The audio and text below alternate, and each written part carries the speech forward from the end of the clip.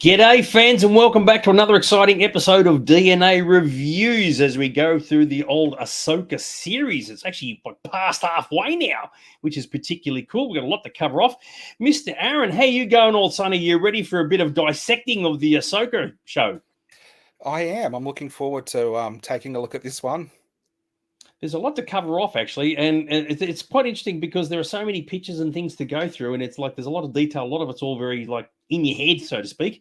It should be quite very, very cool to see what we think of it, because Aaron and I have covered off a little bit regarding our thoughts and views on the show, but haven't gone into great detail. And of course, we're very curious to see what everybody else who's watching us live at the moment, what they have to say. So for those who don't know, the episode was called Shadow Warrior, which I thought was particularly cool. And as always, there will be spoilers. So just be aware of that in case you are concerned about being spoiled. The show was out last week. So with a bit of luck, you've caught up with it all, which is particularly cool. And so for that, because we've got so much to get through, we're just going to jump straight into it. Are you happy with that, Mr. Aaron? Absolutely. Shadow Warrior to me sounded like an 80s Commodore 64 game, actually. Actually, you probably did too. Very, very cool. All right, so we kick it off. It's like effectively the morning after the party before it's at Stonehenge. We've turned up, all these establishing shots. There's no one around, which I thought was kind of interesting. So, there was something exciting there, but we missed it all. And something that you brought up regarding the map, how they still use clockwork engineering. And I thought you mentioned this when we discussed it on the store on Saturday. And I thought for the galaxy far, far away, that's pretty old school tech. Is that right?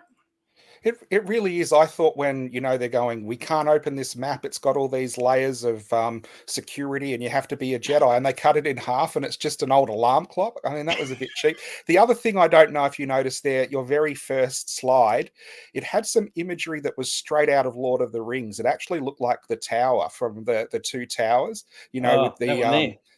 yeah, that one. And I think that's very apt for this episode because some of the stuff that you predicted actually happened. I guess we'll talk to that later when it comes up. Indeed. Now, what I've done is I've had to move the slides all around because we have all the sections that deal with who we're dealing with, Hera and Jason and all those guys, trying to find Ahsoka who's lost. And then, of course, we've got the whole Ahsoka stuff. So I'm going to start off with the Hera scenes. When we get to the Ahsoka stuff, I'm just going to focus on that for the entire time and then get back to the Hera scene. So we're completely changing the order of everything that's going on, but hopefully people can keep on top of what's been happening. So first things first, who thought, and I thought this, that when Jason came out of the ship, that Hera says, "Oh, you just hang out with Chopper, don't do anything." I actually thought he would find the map, right? Because he's a bit of a force sensitive dude. Pick it up in its busted state and get the visions and go, "Oh, I know where it's got to go into a galaxy, the other galaxy far, far away." Did you think that at all? Am I the only one who just thought along those lines? I did think that, and it's one of those things, and you've mentioned this on previous series.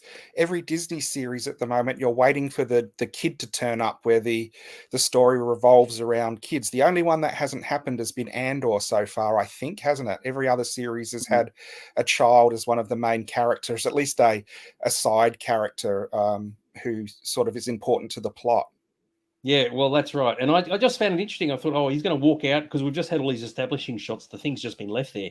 He's going to pick it up and go, I wonder what this is. And pshing, suddenly it's like straight out of the Mummy. He starts getting visions. Actually, that was a kid too. The Mummy too, when Mummy returns. So, yeah, it's the same sort of principle. And they go, oh, my God, Jason, you're the coolest kid in the entire universe. You've just discovered where we got to go.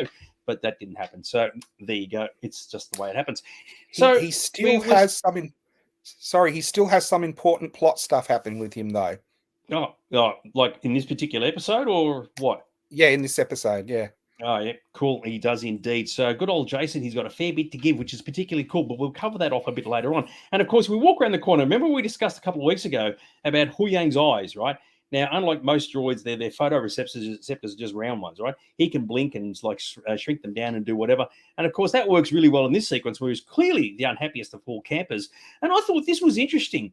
It's almost as if he's more upset at losing Sabine than he was for losing Ahsoka, because he's got the helmet and he's almost like having a bit of having a bit of an oily tear there or something else. And I thought, hang on, he hasn't really known Sabine that long. So, I mean, he is correct. I mean, he's upset about the fact that, they didn't stick together. Things have all gone badly. And he's just not the happiest camper around. But it was just the way he presented it. It's like everything's focusing on Sabine at the moment. And it's almost like saying, Ahsoka, she'll be right. She can look after herself. But, dude, what if she's already dead? So that was a bit of an interesting one. I thought it's good. I do think the droids in Star Wars are uniformly good, and it's an example of where when people try to recreate a person and you have the uncanny valley, it doesn't work. But when you have a droid and you can get the looks right on that to emote when droids shouldn't have feelings, that's really great. And Star Wars managed to do that really well. Yeah, well, I think it's part of their programming because if otherwise, if they're just cold and like just machine-like, people can't interact with them. So they've got to emote emotion because it does come under that heading of like artificial intelligence. And of course, they are relatively intelligent, but they are programmed that way. So it would make sense. And Huyang, who of course dealt with children throughout his entire time, would be particularly sort of susceptible to emotions, as it were. So, but even he would know that. It's like, he was with Sabine and with Ahsoka, and suddenly they're all just gone, they disappeared. He doesn't know where either of them are, and he's entitled to be upset. So, but I found it was I interesting, just also holding the helmet. It's almost like the Boba Fett Jango Fett scenario. So, I was going to yeah, sorry, say dude. there was shadowing between the Boba Fett, Jango Fett. That was pretty Yeah, well, obvious there. there's a fair bit of it that goes on in this particular episode. I'd be curious to see if people picked up with it. Anyway, that's where we're going to leave that stuff, right? Now, there's bits of it in the middle, but we're just going to jump where we got to go to. And of course, we end up in the world between worlds back here. This is the bit that everybody was really keen on. And if you remember from last week, we got to see a bit of the old Anakin Skywalker. And as it turned out in this episode, he is absolutely everywhere, which I thought was particularly cool. So, now, there's a fair bit to cover off in this. Some of it's a bit cerebral and some of it's all a bit speculative, and there's a fair bit to digest. So you're just going to have to sort of bear with us on this one. A lot of people were really happy to see Hayden Christensen has returned, which is kind of ironic because if you wind the clock back over a dozen years ago, people couldn't stand him, right? After the prequel trilogy, it's like Hayden was like a tainted brush. But now there's been a complete change in the fan mindset, and now they want him back in the show. And in this episode in particular, as Anakin is actually really, really good. So after last week's concern whether the de aging worked or not, now no one cares. It just fit right in, and I thought you could almost just make an episode out of what's going on in the world between worlds and just leave it at that because there's a lot of good stuff that came out of this. Yeah, it's one of those things where you see this. I'm in two minds with this episode because there's a lot of fan service, but I'm a fan, so I loved it. But when you see this, you kind of do go, wouldn't it have been great if they had made a movie set in the Clone Wars instead of us just seeing the beginning of them and the end of them? And maybe that could have been the original trilogy. And you can always argue that because you don't know how it's going to be. But when you actually see it like this, you're like, yeah, that would have been pretty awesome. Well, we haven't got to the Clone Wars bit yet. You've just jumped the gun, son. Yes. So you've got to learn to just rein it back in there, Aaron. Jesus Christ, we've only just met up with Ahsoka and Anakin. Slow down, son. You've got to slow down. Yes. Do you think it was because people like Anakin from the Clone Wars series as opposed to the movies? Yes. I would think that's a fair bit to do with it, actually. But we're going to cover off the TCW stuff in a second. Come on, kids, slow down. Give me a second. Right. This is the most important bit of the entire reason why we're in the world between worlds. Anakin says he's there to complete Ahsoka's training. And as a lot of people are discussing, training in what? Right? It's not made clear as to what it is he's trying to achieve with her. Now, there's a fair bit of speculation going on regarding her mindset and her mental health and what she's become and what people think she is, like Baylan Skoll, what he thinks of her. But it's not like she needs to be shown extra bits. And I know we've discussed it just briefly, that it's not entirely clear what he's trying to achieve with this. And what did you want to bring up about that, man? This is interesting. There's a couple of things I want to bring up here. Firstly, when Luke had to complete his training, it wasn't really clear what he had to do because he did all this training, and then Yoda says, "Well, to complete your training, you've got to confront Vader." And she had to confront Vader to complete her training here too. I don't know if that's a sort of a parallel. The other really interesting thing that happened this week, I don't know what the training actually was she had to complete or what the final lesson was. And I asked a whole lot of people who are really invested in this show in the shop. Shane, I don't know if he's here tonight, and Rod, who you know is a big Star Wars fan who sometimes participates. And I said, what was the training she had to complete? And about 10 different people gave me 10 different interpretations that they were pretty sure was the answer that we were looking for, and none of them were the same. So I guess it is one of those things you can interpret it your own way because there wasn't a definitive answer in the show. Yeah, because it's written and directed by Dave Filoni, as we discussed last week, he has a tendency of leaving things with a very open-ended sort of like conclusions, so people can speculate amongst themselves. And I guess if you were like him and he was just like a fly on a wall in your store, he'd be laughing his head off, thinking, "Oh, mate, all these ideas that people come up with." Some people would be on the right track, other people would be completely off the money. But of course, as we know, there's no right or wrong. It's interesting to see how people interpret the same material. Tracy said, "I feel she also confronted who she has become as well." Yeah. So just to clarify, if she, to complete her training, she had to meet Anakin. She already did that in Rebels. So that occurred in Malachor, if I recall. And they had a big saber duel. That's the reason why she got brought into the World Between Worlds, because Ezra saved her from Vader killing her. So she's already done that. Yep. So seeing me again here, it's like, okay, we've been there, done that. We've sort of covered off this territory. And it's a shame this wasn't referenced, actually, that the Ahsoka in this series didn't say, "Oh, the last time I saw you, we're actually having a bit of a bash up on Malachor." But I mean, people who'd never seen Rebels wouldn't have any idea what that was. But they have met before in a previous time, and of course, the interesting thing about that is that Ahsoka smashed Vader's mask and broke the face off. So in the Obi-Wan series, I think it was the right side that got broken off, and in the Ahsoka in Rebels, it was the left side that got broken off. So, and you saw Hayden, oh well, Anakin's face underneath that. So very, very I cool. guess the thing is we are saying what happened to her was real. It wasn't in her mind because we're in the Star Wars universe. So we're just presuming the world between worlds is real and it's not some thing in her mind that's stopping her from dying as well. So it is interesting because it does start adding to the mythology of the Force and what we know about the Force, which some people love when you get more detail and some people don't like because they prefer it to be a mystery. But I do like that the series is going, okay, we're going to start expanding the mythology behind things. Yep. And there's a fair bit to get into. We won't do it here, but there's probably a whole lot of videos online about it. But it's taking the concept and going off on a really massive tangents with it. And some of it is actually canonized in the series, whether it be Clone Wars or Rebels or whatever else, even in this show. So, but yeah, for other people, it's just like, you know what? It's just, I can just move shit with the Force and I'm good. Leave it at that. I like the, sorry, I'll get that. Who as a trainee had to face before Vader? Well, that's just Luke's scenario, because you got to remember Luke joined the Jedi, if you will, Yoda's thing, as you got fast tracked through. So that was, it worked for the narrative, you know, you got to face Vader to become a Jedi. Yes, very, very cool. All right. So, but yes, as a normal Jedi, no, you wouldn't have to face a Dark Lord or Dark Sith user or anything like that. Back in the old days, they would have had their own trials, but they never explained what those trials were with her, which I thought was interesting. I don't know if you picked up on this. Ahsoka says, "I won't fight you," and Anakin says, "I've heard that before," and he certainly has.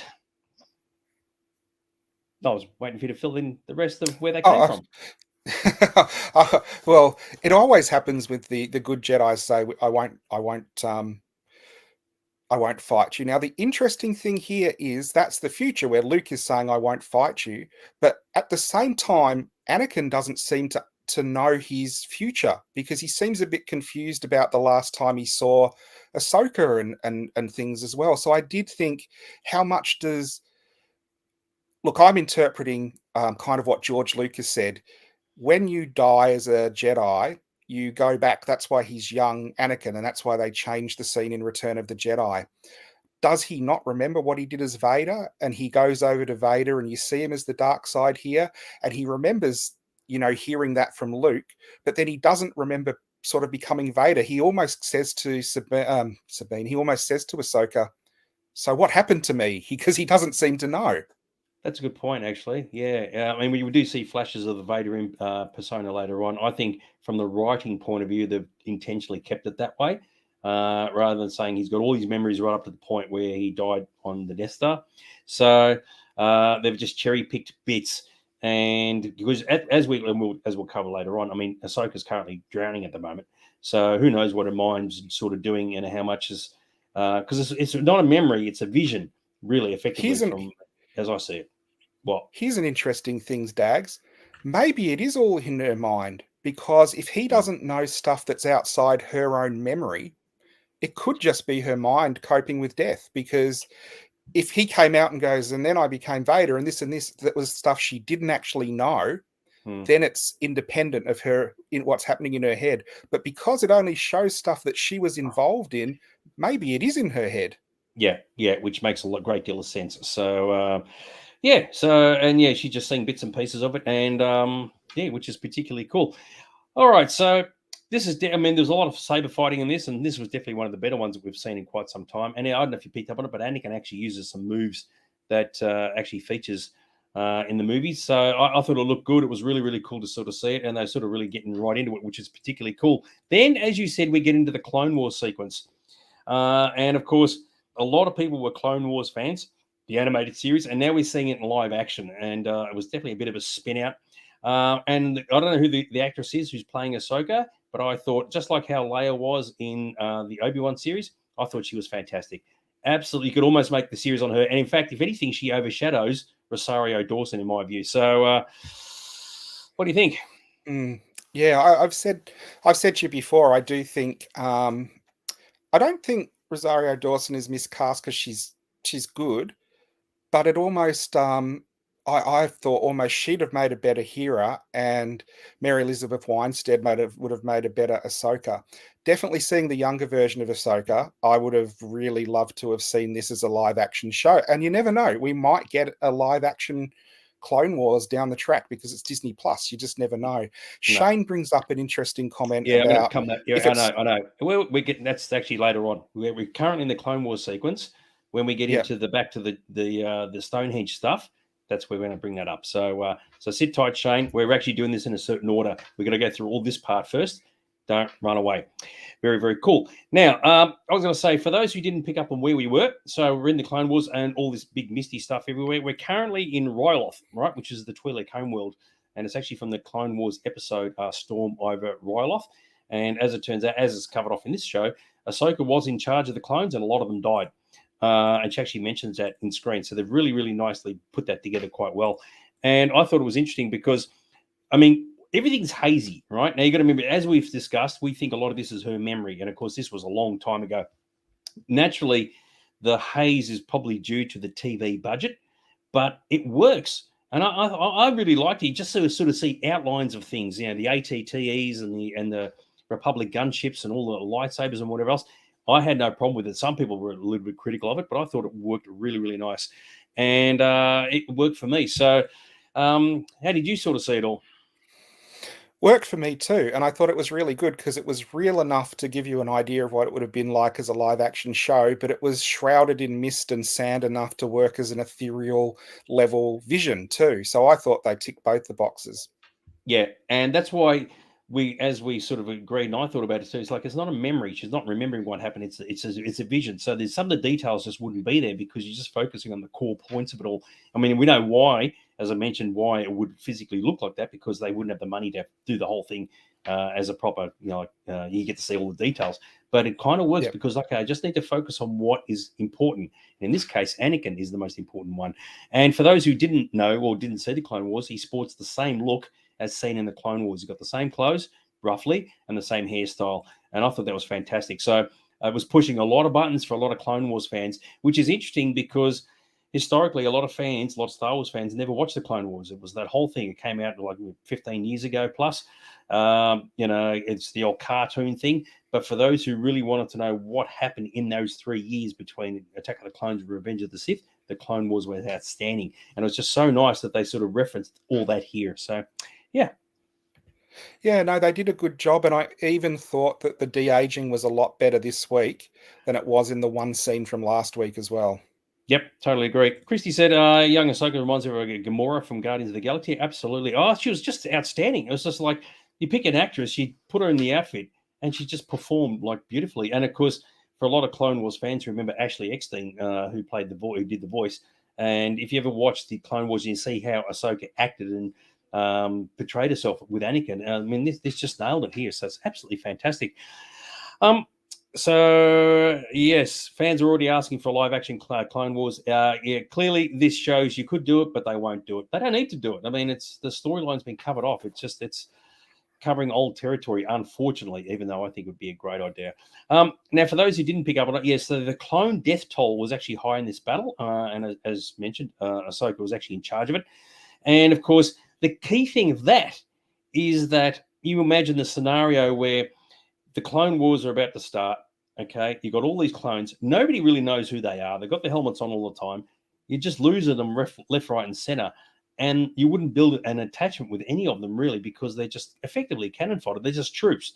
Yeah. And in the Clone Wars animated series, you can see relationships building up between the Jedi and the clones, some good, some not so good. And in this episode, you saw a bit of that as well, which I thought was particularly cool. Now, of course, unfortunately, you don't get to see a Tamara Morrison cameo, but the sentiment here still works. And I thought that was really, really groovy. So, because even though the Jedi aren't meant to show emotions, Ahsoka here clearly does. And I thought that was really well done. Now, this is lesson number 1 that comes from Shane, who I was talking about, came into the shop. Why did she go back here?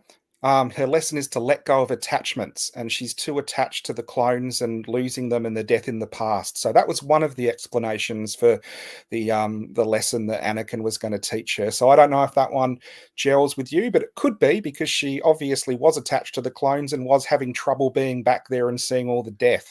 Well, as we know, it does kind of work, because she was really connected to Rex. And of course, her and Rex appears in the show. I'm going to bring him up in a sec. They were really connected because they ended up having to escape the Clone Wars Order 66 together. So, yeah, it does actually work. So, yes, you are right. It's an interesting scenario. You say, I've got the attachments because I'm linked to these guys. I feel guilty for what happened to them. And maybe after all these decades, she still feels guilty. So, and of course, the clones all got phased out of the galaxy. So, yeah, you probably do feel a bit unhappy about what occurred, which, of course, is brought up in this discussion about whether a war is worth the cost. And, of course, Anakin's really pushing for the fact that he's got to turn Ahsoka into a warrior, a fighter. And, of course, she's not really overly keen on that. And, of course, she's still quite young at this point, too. And, of course, the interesting thing that a few people have picked up on, that Anakin at this point is really bothered by the whole loss of life. Yet, fast forward a year or two from now, he ain't going to be caring about that at all. So it's funny how it swings and roundabouts in many ways. So, yeah. But it was good that he appeared in this and that they had some good scenes together. Well, like I said, definitely an episode that fans would absolutely love. If you watched this as a piece of television outside of the rest of the series, you'd go, well, this is a fantastic series. I want to see all of it, because it really does have classic characters from the past, really amazing visuals and special effects, good story. So it is a good piece of television. Does it fit in with everything else for the series? Yes, it does. But ultimately, does it progress the series along story-wise? I don't know. No, that's a good point. And a lot of people have thought this. And you are right. What we're seeing is a lot of fan service, and it's good quality. It's great. It's wonderful. But by the time you get to the end of it, you go, well, what have we achieved? In the grand scheme of things, you could say Ahsoka fell off the cliff, hit the water, she got rescued. Everything is good. The thing is, and she reinvents herself accordingly. You and I we grew up in the same era when any science fiction they launched on TV was good. You'd watch it and it's great because there wasn't that much. And now we've got to this era where, you have the Foundations and the Star Treks and the Star Wars. And I find it hard sometimes to be critical, because I would have loved this growing up. And this is like the perfect example of like what I would have loved to have seen as a kid. But there's so much of it now. You've got to have that level of quality so it can compete with everything else too. That's true. And there's thing about being critical. One is just to bag the crap out of something. Another thing is just to look at it with an eye and go, oh, how does that work? I mean, these sort of things occurred 30, 40 years ago with TV shows that people were watching, and somebody would say, did you see this episode or whatever? And you go, yeah, it was. Or what did you think? It wasn't done like we are doing here online and in a video forum, but the discussions still existed. They still occurred. I mean, you had good episodes of TV shows and you had bad episodes of TV shows. And clearly that all came about from the discussions that fans had with each other. And of course, they would have shared the same sort of points of view. So it's just a different format, but the principle behind it has always been there. So no one, or very few people are going to say, I love it all and it's excellent. And you go, well, it's kind of not excellent. This is excellent, but this is subpar. You can't say that's excellent just because it exists. So, but anyway, that's what we're here for. So, but yeah, it's good to sort of, when you get the discussions going, see how many people actually agree with you, and you go, you know what, I thought exactly the same thing. Or they go, and this happens here with us. You'll say something, I had never thought of that before. So that's part of the discussion process, which is very, very good. Okay, so Tracy said, I think people only give this new series a few episodes and then stop watching. So there was for keeping people tuned in. Yeah, well, that's right. So unlike, say, Mandalorian, which was aimed at the general public, this series is definitely aimed at the Star Wars fan base, particularly those who did watch Rebels, and not everybody would have done that. So, But yeah, this is not aimed at the public. If you're looking at the general public, they'll be going, "I've got no idea what's going on," but that's okay. There's nothing wrong with that. So Yeah. a lot The other of thing franchise shows do cater for their fan base, and that's a safe way of getting some good viewing numbers. Sorry, dude. the other thing I think when I watch this, and I think we discussed this on the weekend, boy, if this is cut down to like a 2 hour movie, it'll Yeah, be an yeah. amazing movie. And I think that's maybe what we're missing in Star Wars, some epic movies on at the cinema rather than on Disney Plus. And that's true. So you get to this episode and you go, "Oh, there's a lot to go through here." And then you go back, say, 3 episodes in part three where hardly anything happened at all. And you go, "Well, wasn't that kind of superfluous in the end?" But anyway, here we are now. So just reiterating, so Ahsoka's focus is to be a soldier. This is what Anakin wants, right?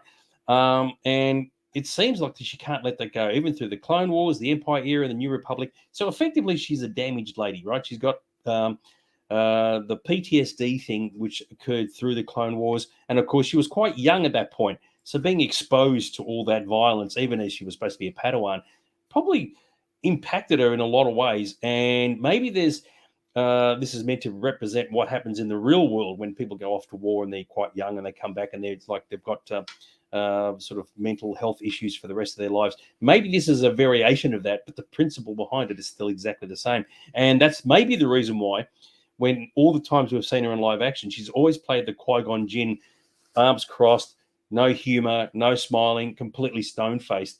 And maybe this is represented because of that trauma she experienced. So that's just how I sort of interpret it. So I don't know if you see the same way or Mm. not. I do. It's one of those things where, Jedis were the guardians of peace for, is it 1,000 generations or 1,000 Yeah, years? But thousand it must have generation. been traumatic for all of them because they weren't fighting on this scale and they feel the spiritual loss on a different level from everyone else as well. So you can understand why a young Jedi Padawan who thinks they're going to be a peacekeeper is then told they're being trained to be a warrior, Yeah. might create some mental issues. Yeah, which is kind of funny because it actually brings up that line from Return of the Jedi. It's like, "I feel the conflict within you," and Darth Vader says, "There is no conflict." Okay, there you go. Mm, I thought this was interesting. Ahsoka mentions about having her own Padawan. Now, this is 9 years after the Battle of Yavin, so it's 5 years after Return of the Jedi, and she still doesn't have one, even though she's trying her hardest to try and get Sabine. Make of that what you will. And maybe that could be because of the fact that she's afraid that if she gets a Padawan learner, I mean, this is the adult version of Ahsoka, that she can't do a good job training them because she got taught to be a soldier and a killing machine, and she doesn't want to pass that information on to whoever her Padawan happens to be. So, yeah, it mm. was good. Hang on. This is a long one here. It seems like all the Star Wars shows are one good episode with action and plot points, followed by a few more boring plotting episodes and a good finale. Yes, totally agree. I And that's agree. the reason why Yeah. the film thing is good. I think we discussed this last week, where clearly some of these shows would work awesome as a film, not necessarily for theatrical release, but just the movie on Disney Plus. But of course, if you want subscribers to Disney Plus, you do it week by week, even if you don't really need it. So, yes, definitely there's Mm. some padding going on there. And we saw that, I think it was in the episode, like the previous episode, where Sabine's got a gun and like she's putting her armor out and she's got with a gun. It's just like, oh my God, just go places, do something. So, yes. I like this, and this happens twice in the episode. It's just flashes, but they're cool, damn cool flashes, and of course, an image of the future when Anakin's walking and you see the Vader thing. That was very, very cool. And I do like the fact that everything that Anakin is taught to Ahsoka, all that is going to get chucked out the window so when he turns into the bad black dude. So, but It's geez, there's some beautiful imagery here. it's weird, some of the imagery in this. I don't know if you noticed in that he's walking into a cross, and then when Vader and Ahsoka were fighting earlier, there was a couple of scenes where they cross the lightsabers in exact crosses as well. Now I don't know if they're meant to do any religious imagery, but I did find it funny that it echoed through this episode a few times. There was a lot of things that echoed through this Yeah. episode. A lot of stuff from Tolkien that we'll Mm. bring up when we get to it, I think. So, yeah, but the imagery was beautiful in this episode. Yep, totally agree with you. And once again, because like episode 4, 5, where would you do it? Oh, this one got screened on the cinema. Was it this one or last Yeah, week? I've forgotten. Thi- One of the two. this Uh, this this one. yeah, some people got to see this in a cinema, and I got to admit, it would look fantastic on the big screen. But yeah, unfortunately, we didn't get to see it here.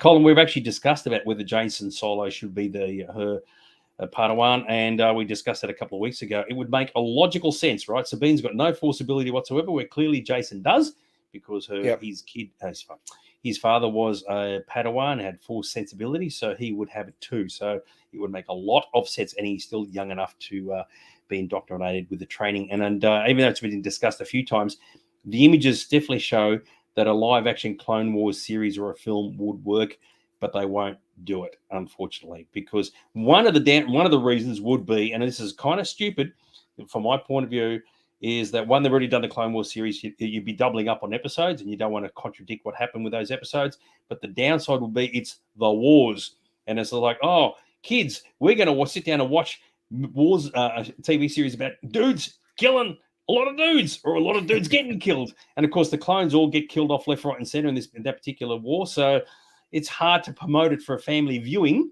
when it's just constant violence. And I reckon for that reason alone, they won't do it. Yeah, I think it's one of those things.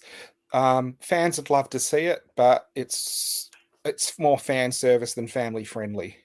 Totally agree. And that's one of the reasons why I loved Attack of the Clones, because people hated the movie. It's like, what's wrong with you? It's like you get to see the beginning of the Clone Wars. We've been hearing about it for decades, and we finally get to see what it's all about. It was one of the greatest sequences in the entire movie saga.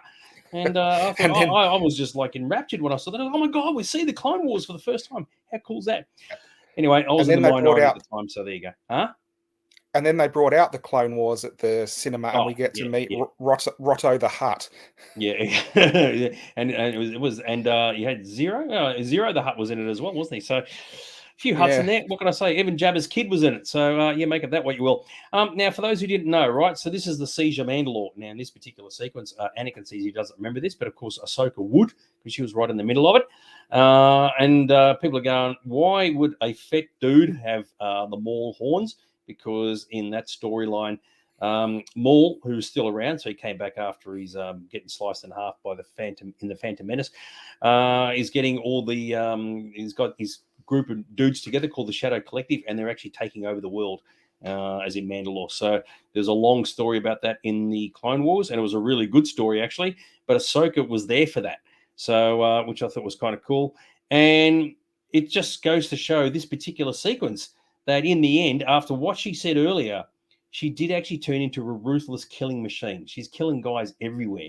And I thought, is this what Balin is referencing? So maybe he was somewhere in one of these battles, saw what Ahsoka was doing, and just thought, my goodness, you've just turned into an absolute horror because you're just killing indiscriminately. So I don't know if you interpret it that way or not. I just was impressed. It was back in the past when lightsabers were still a lethal weapon.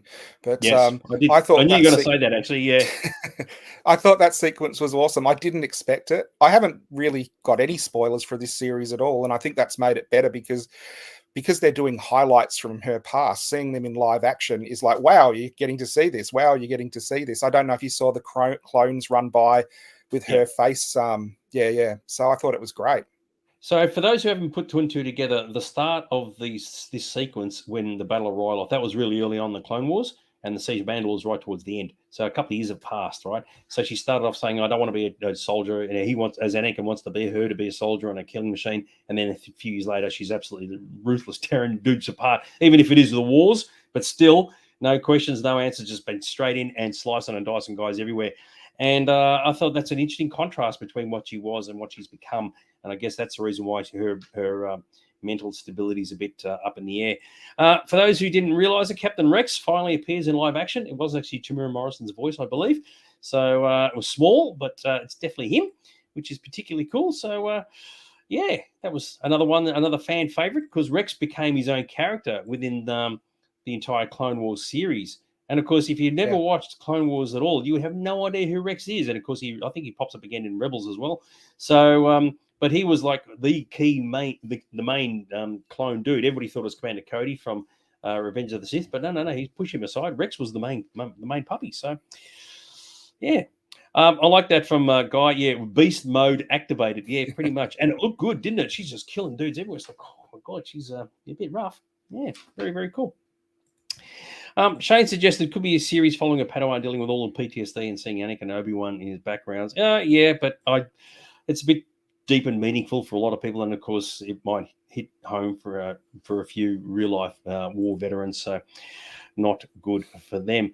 All right, so and of course, in this we got Anakin's Revenge of the Sith look, which I thought was kind of cool. You didn't even notice it. I mean, I didn't realize it until after. I was like, oh, hang on, his hair's grown, and that was very Yeah. groovy. Did you watch this episode more than once? Just twice. Yeah, the first time Yeah. when I watched it properly, and the second time when I was getting the slides. Yeah, why? Yeah. I just watched it twice as well, and I picked up a lot of the details on the second viewing because there's so much happening in each scene that I think it is one of those sort of Where's Wally episodes where you can go back and pick out the different little Easter eggs they packed through it. Yep, cool. And for those who are wondering why Anakin wasn't at the Siege of Mandalore, is because he and Obi-Wan were buggering off back to Coruscant because Palpatine had been kidnapped by General Grievous. And but Ahsoka stayed behind, and that was that part of the thing. And of course, when Anakin left, if you look at it from the point of view of the movies, when Anakin and like they're both here, this is before the siege has taken place. Anakin and Obi-Wan get called back to Coruscant. That's effectively the last time Ahsoka sees her, and I think that's covered off in the novelization Ahsoka. So they're still together at that point. And then, of course, once he flies off, his entire story changes, and he becomes Darth Vader and whatever else. The unfortunate thing, of course, in Revenge of the Sith is Ahsoka never gets mentioned anywhere because it was made, Jesus, almost 20 years ago now. So it's a bit unfortunate. It's almost like you need to insert her somewhere in that movie just to get the connections. But of course, she didn't exist at that point. All this came later on. So, but for those, yeah. Anyway, people wondering why Anakin wasn't there. That's the reason why. So he was off rescuing Palpatine. So very, very cool. I'm sure if George Lucas does like the ultimate edition with new CGI, they'll put in Ahsoka, even if it's a mention like Padme goes, and how's your Padawan Ahsoka going, or something like that. You know? I like how you say if Lucas does. Lucas isn't doing this sort of stuff, but if Lucasfilm and or Disney did it, yeah, you're right. You could just insert one line, and that would be enough to just get that link. So yeah. Just a point that isn't really to do with the episode, but I noticed Disney this week put up a behind the scenes of Ahsoka, the making of Ahsoka, and guess who's all over it? George Lucas. And I was like, they've wheeled him back in again to champion the series. Well, you got to remember, it was actually he who created Ahsoka, the actual character. So she was created for the Clone Wars, and he was responsible for the Clone Wars. A lot of people forget that. So George created the Clone Wars animated series. Dave Filoni was involved in making a lot, as were a lot of other people. So yeah, he would have had a direct hand with all that. That's the reason why a lot of the show was so dark.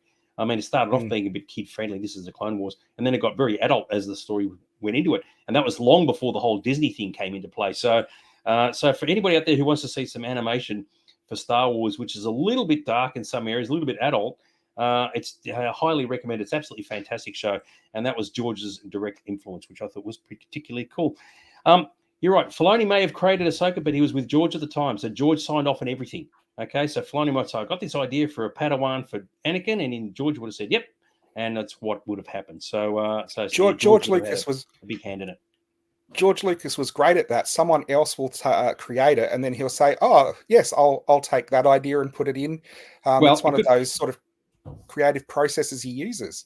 Well, it could have been a different story. Dave Filoni says, I've got this character called Ahsoka, and he says, yep, no, bugger it off, don't want that. I mean, you got to remember, they changed the Sith home planet from Korriban to Morroban, and that was George Lucas's thing, and suddenly all the canon had to change to fit a new name. So we digress. All right, so amongst this discussion that's been going on this entire time, Ahsoka finally realizes that her master is going to turn into the epitome of evil. And of course, Ahsoka, the adult version, knows what happened. And I guess this is where there'd be conflict for her because she's hearing him saying that he wants to, he's in sort of train her to be a good fighter, a good person. They got all the wars and a lot of people getting killed. And she realizes at this point, I think, what he's actually going to turn into. And that would be a bit of a hard thing to say. It's like the person who's your mentor, your master, the person you really look up to, who's telling you to do all these good things, and they are good things, then does the complete opposite later on. And from her perspective, she may not even know why it happened. So if you look at the movie Revenge of the Sith, Ahsoka wasn't around for any of that. So she just sees Anakin fly off, before the Siege of Mandalore to rescue Palpatine. And later on, he turns into Vader. It's like, well, what happened? And she would maybe have no idea what occurred. So with the whole thing with Padme being dying in childbirth and whatever else, she would be completely oblivious to that. So imagine from her perspective, that would really screw your mind up. You go, well, he turned bad, but I don't know why. And she still wouldn't know why. So, yeah. Yeah, it would have been interesting. We don't know what her connection was with Obi-Wan and everything after. We Mm. don't know if she went and got the lowdown of what happened or they just stayed apart so they wouldn't attract the Imperial sort of inquisitors to them. But she would only have got rumors and stuff about how he turned. Yeah, well, there's a lot of her stories covered off in the Ahsoka novelization. She goes into hiding. Some of it was covered off in the Clone Wars episode, where she had to fake her own death. That's the reason why she lost her lightsabers, went into hiding with Rex, and sort of like just became a bit of a nomad floating around the galaxy. So you are right. Might have seen or heard stories, but for the most part, just stayed invisible. And then I think there's a fair bit of a gap there before she reappears on the scene and becomes fulcrum to help the fledgling alliance. But the Mm. novelization covers a lot of that off. Excuse me. Let's say Ahsoka felt those events in the last episode of Clone Wars on the bridge before Order 66. Felt those events in the last episode of Clone Wars on the bridge. Oh yeah, I think that was the last season they produced. It was only like last year or the year before, wasn't it? So Yeah. The other thing, did she think Anakin had died? Because it was a surprise to her when she confronted Vader and realized it was Anakin. So she would have just thought he disappeared yeah, I or can't died remember. in That was in Imperial takeover. Yeah, that was in Rebels. I can't remember, Yeah. but it's certainly possible. You remember, most people didn't know who he was until after the fact, after Return of the Jedi, things had changed, but until then, nobody knew. With that in mind, we get those eyes, the old Sith eyes, so he's going to turn into a bit of a baddie, and then we suddenly jump back to the world between worlds. And once again, I do like the imagery because you got the flash of the Vader suit, you got some of the voice as well. And as I've sort of covered off, I get the view that maybe Ahsoka feels guilt about what happened to him. And maybe to a degree, she feels as if she was responsible for some of that, and maybe she could have somehow stopped it. And as I mentioned a few moments ago, that would really play on your mind. Is there something I could have done to stop what happened from happening? Right? Imagine thinking it was me. If I had just been a better Padawan, if I had been a better this, a better that. Remembering she doesn't know, I don't think, why he turned. So if she thinks it was because of her, that is a lot to sort of have on your shoulders. So, what do you think? I don't know. Like, out of all the different explanations of what the lesson was, I think it was the George Michael Wham lesson, choose life, because she was on the brink of, either dying and becoming one with the Force or going back and continuing her journey. And in the end, no matter what Anakin said or what they did or what the flashbacks were, her ultimate decision at the end was she chose life and came back. Which is funny because that's exactly what Luke did. Mm. So it's sort of like the past, sort of echoing itself to a large degree, which is kind of cool. And I guess that shows a person's character when they go, well, look, I've got these options, and I'm going to stay on the path that I know is the correct one. And it was actually really, really good to see. So, and I guess this is where she like releases all the guilt that's been built up over the decades and start afresh. And I guess maybe it's like what happens in real life with some relationships with people. They break up and it doesn't end well, and you just need that last bit of closure just to say, you go left, I go right, but we're done, okay? And it's all good. With whether we never see each other ever again, at least you can say, okay, everything's signed off. It's when you don't know certain things or some bits are still left unresolved and they just fester away in a person's life for decades. Maybe it's related to that. So she's always had this thing in the back of her head, and now she's finally been able to sort of discuss it with Anakin and get it all released. And so there you go. And of course, I know we're well, good. sorry, I know we're about to move on, but again, the lesson he's telling her, what lesson is she learning by him going mad like Sith and trying to kill her? I mean, what does that actually teach her? Because I was that it looks really cool. Like some of the saber scenes in this were amazing. Like you were saying, it's a really good episode. But when you think about it, if he was trying to make her let go of attachments from the past or the guilt or whatever, what does him actually going Sith on her and trying to kill her in the world? Yeah. What does that do? Looks cool, doesn't make much sense to me. Yeah. If you sit and analyze, you can go, well, you can probably draw some links, and you go, well, they're kind of not really working. But I agree with you. I think a lot of it is just to make it look good, because normally you just sit down and have a conversation, over a cup of tea. Everything's done. Everybody goes up, and that's boring to look at. So I don't know. Mm. We get to see Anakin as he did look like in Revenge of the Sith without the Sith eyes, which is absolutely fantastic. And we're getting the whole thing is resolved now. He then disappears. And I think of the view that, deep down, she still misses him because she didn't get that closure with him way back in the Clone Wars. And of course, she realizes she can't change what has occurred. It's just, it's in history now.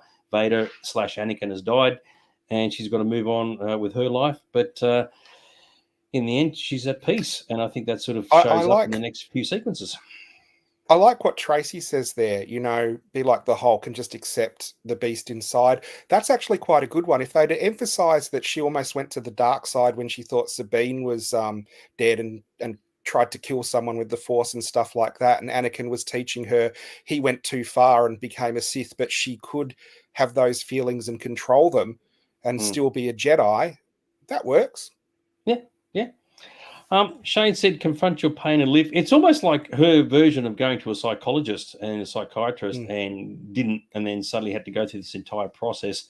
Now, we don't know how much time has passed. There's obviously, she's still drowning in the water for all we know. The ships are flying around looking for her, so she's been there for a little while. But it's a one way to sort of just get everything resolved and you go, okay, we're good to move on. And it was a really good sequence. And I think a lot of people really dialed into it. It was great that they brought back Hayden. They didn't recast the actor. He still looked good. Yeah. And the continuity with all the images of the past with the Clone Wars and whatever else, they did a really good job. And the young Ahsoka, as I said earlier, was just outstanding. So, yeah, you could just take that sequence, the whole lot, and go, you know what? It's what made the episode. The rest of it is almost superfluous, especially when you get to the end stuff and you go, oh, my God, where are we going with this? Anyway, so that's the end of the World Between Worlds. Now, as been brought up by Shane way at the start of the show, how is it that Jason can hear the lightsaber duel? Now, you know what? I think that was just the means to an end, just to say, we need to be able to find out where she is. She's in the drink. He can hear the fighting with the sabers.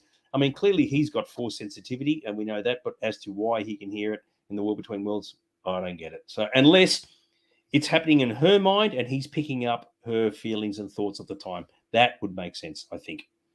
That's what I thought, because he's force sensitive and possibly he could become her Padawan. It would show a link between her and him. So if it's happening in her head, he might be able to sense it. How Hera can then sense it, I'm not sure. Yeah, I don't know. Did she? She sit there and she got her eyes closed, and I thought it's not actually saying, "Yeah, I can hear it too." I think she was just appeasing the kid. It was like, "Yep, I can. Okay. Yep, you're hearing something, so we're all good to go." It gave the impression she could, and that I don't think works. But yeah, if Ahsoka's playing this out in her mind and is really projecting it, it's really, really intense stuff. Jason's probably just picking up on that, so that kind of works for me. Might have been cooler if he'd held his mum's hand, and when she held his hand, she could hear it because he shared it through the Force or something like that. Could be. So she was somewhere. Yeah, she was in the water. She never left the water. She was in the water the whole time. So, yeah, and then you got to remember, from her species, it could take ages for her to drown, whereas a human being, you'd be dead in like 2 or 3 minutes. But yeah, so she's floating away doing her thing. So yeah, never left the water the whole time. All right, so we're with the dude. So nice name drop of Leia. As I said, I got this one right a couple of weeks ago, that she's still a senator in the government, which even though it's a shame we didn't see her in the holograms a couple of weeks ago.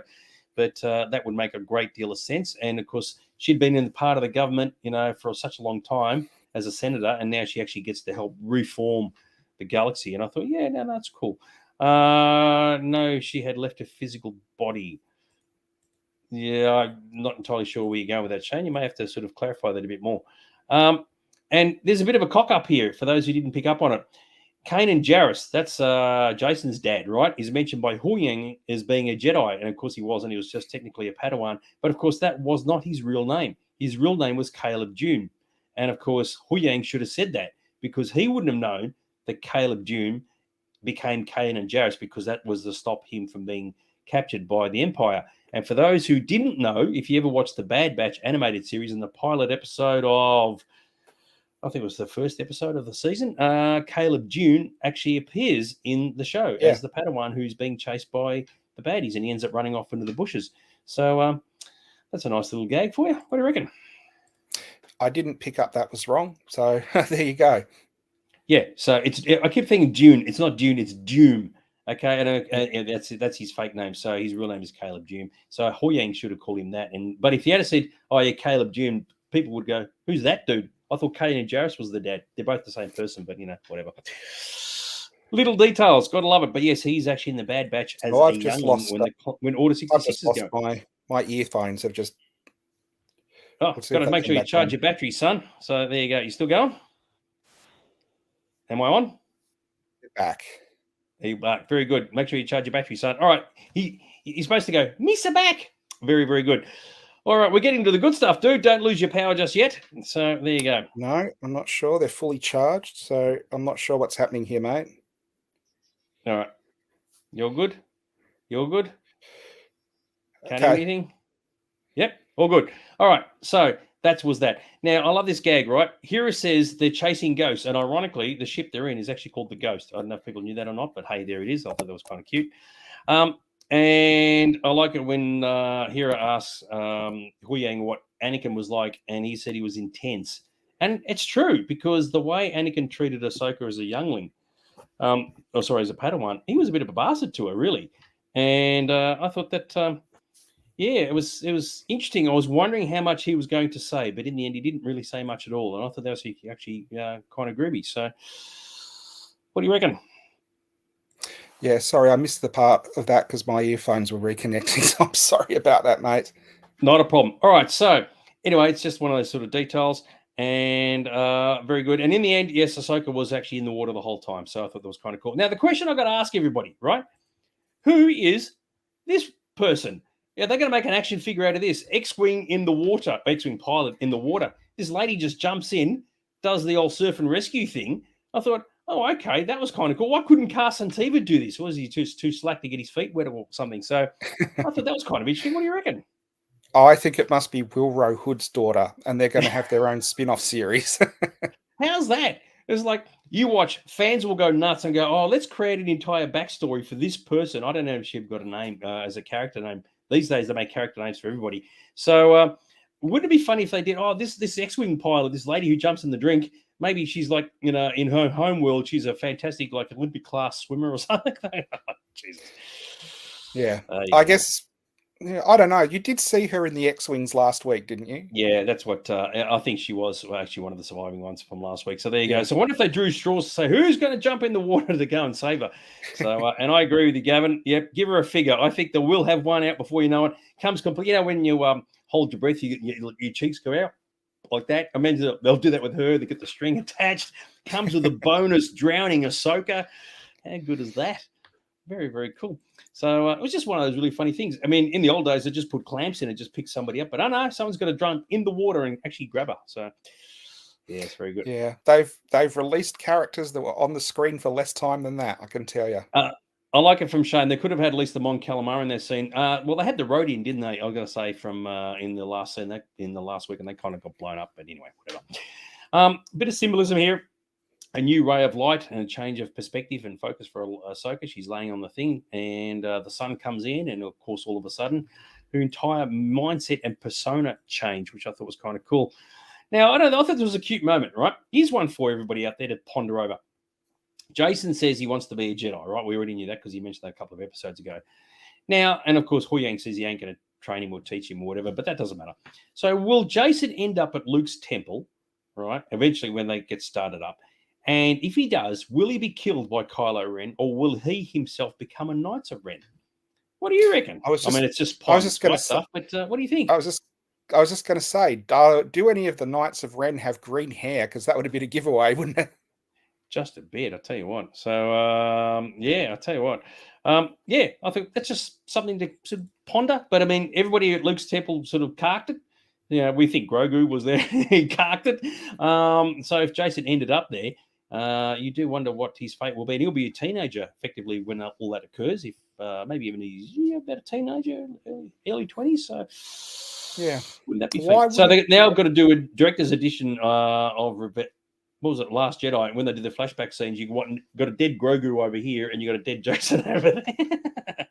Why wouldn't he want to train him? He doesn't want to train Sabine because she's the worst Padawan ever and doesn't have any Force sensibility. And you've got a kid here that can sense the Force quite obviously and wants to be a Padawan, and they're like, nah.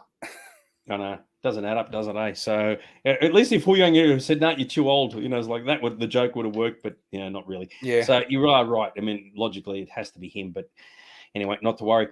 With Hera, she discovers the break in the rules. Okay, she got the fleet out to this thing. Nothing. They haven't found anything. Haven't discovered anything. Mon Mothma's telling her, it might be stripped of your general status, which I thought was kind of interesting because it just goes to show that even as a hero in these shows, you do have to pay the price if you break the rules. And I kind of like that, actually. So, I mean, I couldn't help but think of it. Kind of reminded me a bit like Star Trek, actually, because if you remember in the movies, Captain Kirk loses he loses the rank of being an admiral, and they make him back to being a captain again when he saves the universe. So with Hera, they say, no, you're not a general anymore. We're going to strip you of your rank. Oh, you've just saved the universe. Oh, okay, we'll give you your rank back again.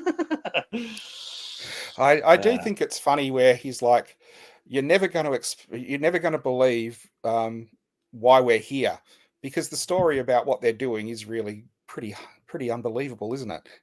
Well, that's right. And of course, from our perspective, we already know what's going to happen or what is happening. But from the perspective of everybody else, like Mon Mothma and the senators and whatever, it's just a wild goose chase. So you can see from that point of view, as the audience, we always get to see more than what the characters do. And I guess that's kind of interesting. If you did a version of the show where you took it specifically from the senator's point of view, Mon Mothma's point of view, and you're just hearing reports coming through from Hera and whoever else, you probably, as the audience, would be thinking, yeah, it's just a wild goose chase. But everybody knows who Thrawn is, so it doesn't really matter. Now, suddenly, Ahsoka's gone the white, right? Gone the Gandalf the white look. It's a whole new rebirth, new image, all that sort of stuff. Where the clothes came from is anybody's guess. But there you go. What do you reckon, dude? Well, what I thought was funny, you actually predicted this a couple of weeks ago, maybe even in the first episode, where you said she was going to Gandalf and come back, but I did not think they would do the whole. This only happens to old white wizards. It happens to Dumbledore as well. He dies in grey robes and then he comes back in white robes. But the same thing happened with Gandalf, and there was the same imagery the first time you saw Gandalf the White. It was like a bright lights, and in this, when she woke up, it was like a ray of light over her that you showed before. You'd seen the tower from the two towers earlier. I really think they must have been doing this on purpose, and it means, like we were talking, there's a new action figure variant of her right away. Hot Toy is going to do the white version, limited edition.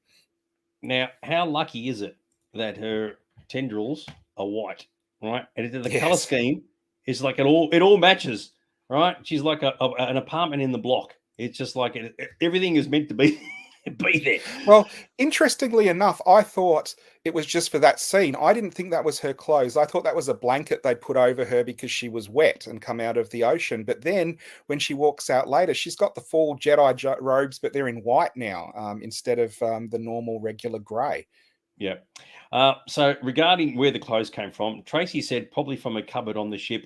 Because you just happen to have all this white stuff. She's never worn anywhere else. And she actually woke up in a normal clothes. And he's like, no, gotta go the white now all of a sudden. So you do wonder, they did go over to a replicator from Star Trek and then say, replicate me some white shit. I want to look cool now. I know it's kind of rather funny.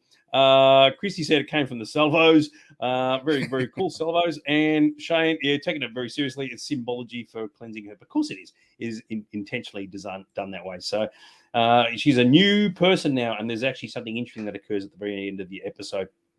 She doesn't want to get it dirty when she fights.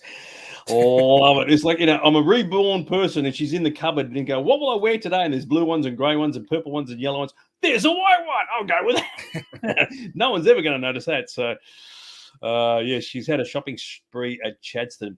I've got to make, okay, so we get the Purgle stuff, right? Okay, this is very, very cool. Just get closer to one of the big ones. And as you said, she's got the whole white thing going on. It does look good, I've got to say. So there's no denying that, which I thought was kind of cool. And I did notice that they use the term pod for the Purgles, which of course is what you use for whales, a pod of whales, a pod of Purgles. So we're very, very cool. And they stick a ship inside it and they're about to go tadas. And just quickly, I thought this was really stupid. After all the stuff that we'd seen with Anakin and Ahsoka, the really serious stuff, suddenly it all gets dumb, right? Where this commander is trying to talk to Carson Teva and he's playing completely stupid mind games with her, saying, sorry, I don't have approval for that, and I need information regarding this. Where was this going? It brought the tone of the entire thing down. And once again, look at this bridge. The only person sitting down is the captain.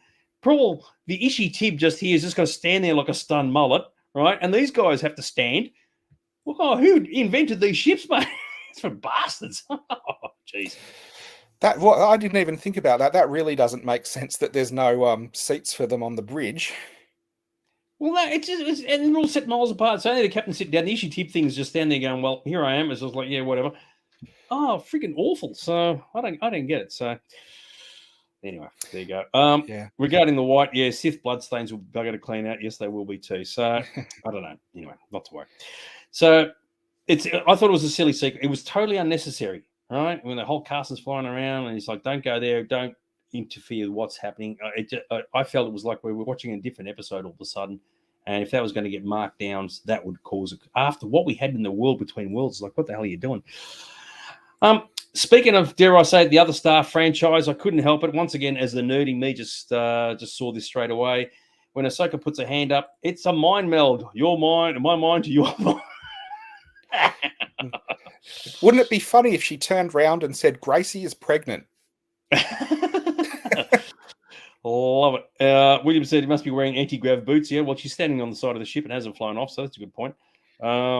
Yes, very, very cool. The seats might come out of the floor like Ahsoka's ship. If that's true, Tracy, then why aren't they sitting down? Right? They've just flown into the thing, and they go, "Oh, the seats come out of the floor." And as you go to press the button halfway up, and the commander says, "No, back down again, son. The only person sitting down here is me." Ishi Tib says, "No, you just stand there, stun mullet. That's what you got to do." Oh yeah. Couldn't even afford seats. So there you go. Love it. Did you see that the mind meld thing? Did you pick up on that? I did. I thought the whole thing was very Voyage Home Star Trek 4 with the whales as well. And did you notice they stopped calling them Purgle and started calling them whales? Yes, that did get brought up, which I thought was kind of funny. 2 shots left before we finish up. So the Purgles are going to fly off. Now, if they've got the ability to fly into hyperspace routes and to different galaxies, you would have thought someone before now would have picked up on that and exploited them for it. All right. It's the nature of organic species to say, well, if something can do something that I can't do, I'll find a way to exploit it for my own personal gain. And I'm surprised that it's not been done for whatever reason. It's like these things have only just appeared recently in the Star Wars galaxy far, far away.